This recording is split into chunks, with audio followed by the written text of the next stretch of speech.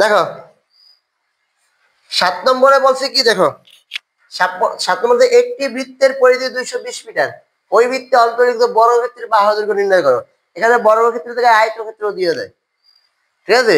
আয়তক্ষেত্র দিয়ে আরো বিভিন্ন নিয়ম দেয়। তাহলে আমরা যেহেতু আমাদের কি বর্গক্ষেত্র দিয়েছে, বর্গক্ষেত্র দিয়ে আমরা একটা বৃত্ত আঁকি। দেখো একটা বৃত্ত আঁকলাম, ঠিক আছে না? একটা বৃত্ত আঁকলাম। এই বৃত্তের মধ্যে একটা কি আছে, একটা বর্গ আঁকতে হয় বৃত্তের মধ্যে। মোটামুটি একটা বর্গ হইলো, বুঝছো না? একটা বর্গ আছে। বলছে ওই বৃত্তে অন্তর্লিখিত, অন্তর্লিখিত মানে কি ভিতরে, ঠিক আছে? এই বৃত্তে অন্তর্লিখিত বর্গের কি যে আছে তোমার বাহুর দৈর্ঘ্য নির্ণয় করতে হবে। এই যে প্রত্যেকটা খেয়াল করো যে কি দেওয়া আছে, ঠিক না? এটা ধরলাম এ এ এ, প্রত্যেক বাহু ধরলাম কত এ। আমি মনে করলাম এ বি সি ডি একটা বর্গ অন্তর্লিখিত হয়েছে ও কেন্দ্রবিষ্ট, ঠিক আছে? এই কর্ণটা যোগ করি, কথা ক্লিয়ার? এই হচ্ছে চিত্রটা আঁকলাম। দেখো এখন এই যে পরিধি, দেখো বলছে কি ওই বৃত্তের একটি বৃত্তের পরিধি, পরিধি মানে কি এই যে বক্ররেখা না, এই যে বক্ররেখা এটা দেওয়া আছে পরিধি, নাকি এটা কি দেওয়া আছে পরিধি দেওয়া আছে। তাহলে এখানে আমরা সবচেয়ে সহজভাবে করবো, খেয়াল করো।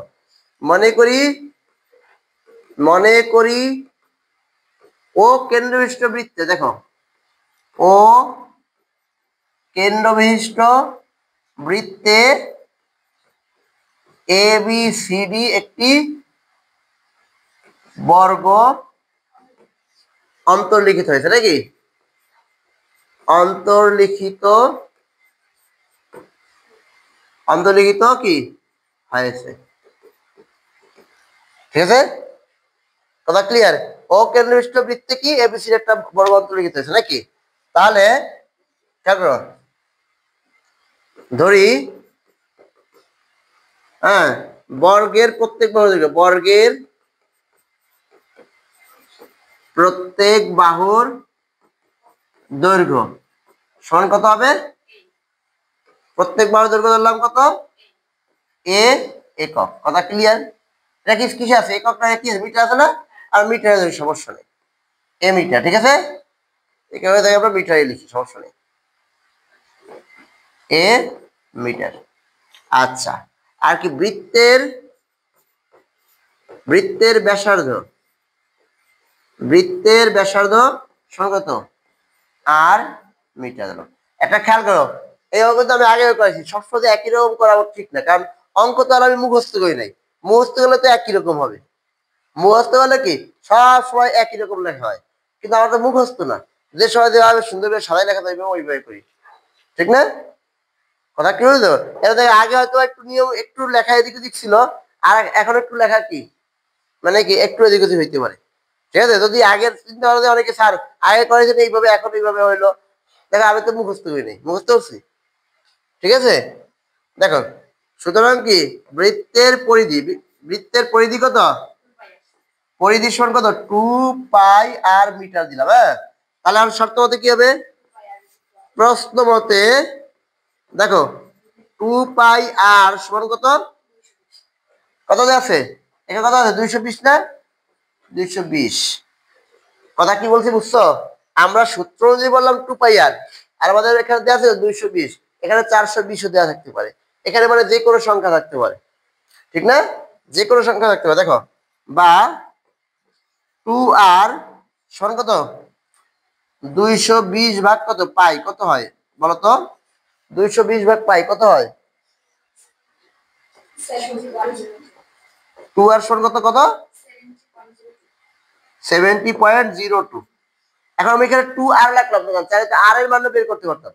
আমি 2 আর বের করছি, আমরা জানি 2 আর হচ্ছে কি, এই দেখো এখান থেকে খেয়াল করো, এখান থেকে এইটুকু হচ্ছে কি আর, এখান থেকে কি এদিক হচ্ছে আর, অর্থাৎ কি 2 আর হচ্ছে ব্যাস, ব্যাসার্ধের দ্বিগুণ হচ্ছে কি ব্যাস, তাহলে এটা হচ্ছে ব্যাস, নাকি?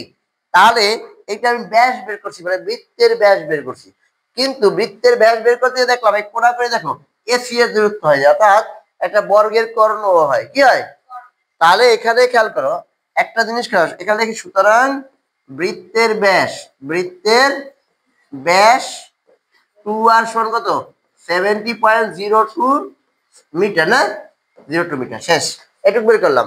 এখন আমরা জানি, এটুকু লিখবো, আমরা জানি, আমরা জানি কি বর্গের কর্ণ, অন্তর্লিখিত বর্গের কর্ণ, অন্তর্লিখিত, এখানে লিখতে হবে অন্তর্লিখিত বর্গের কর্ণ সমান কি হবে, অন্তর্লিখিত বর্গের কর্ণ সমান কি হবে, বৃত্তের ব্যাস। মনে থাকবে, বৃত্তের ব্যাস। ঠিক আছে, অন্তর্লিখিত বর্গের কর্ণ সমান কি, বৃত্তের ব্যাস। ক্লিয়ার?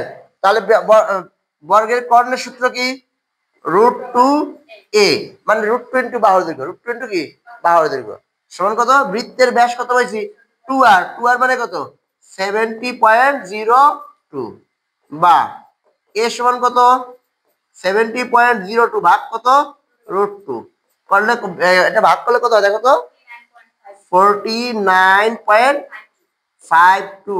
এটা কি এ পাইছি না, বাহুর দৈর্ঘ্য, এটা কি মিটার না, এটা মিটার। শেষ, আমাদের পেয়ে গেলাম। বিষয়টা বুঝতে পারছো, বিষয়টা বুঝছো কিনা, ধাপে ধাপে বিষয়টা করছি, ক্লিয়ার হয়েছে কিনা অঙ্ক? এটা কিন্তু খুবই গুরুত্বপূর্ণ একটা অঙ্ক। আমি কিন্তু অল্পতেই শেষ করলাম নাকি, তোমাদের গাইড বইয়ে দেখবে ইতিহাস করছে নাকি।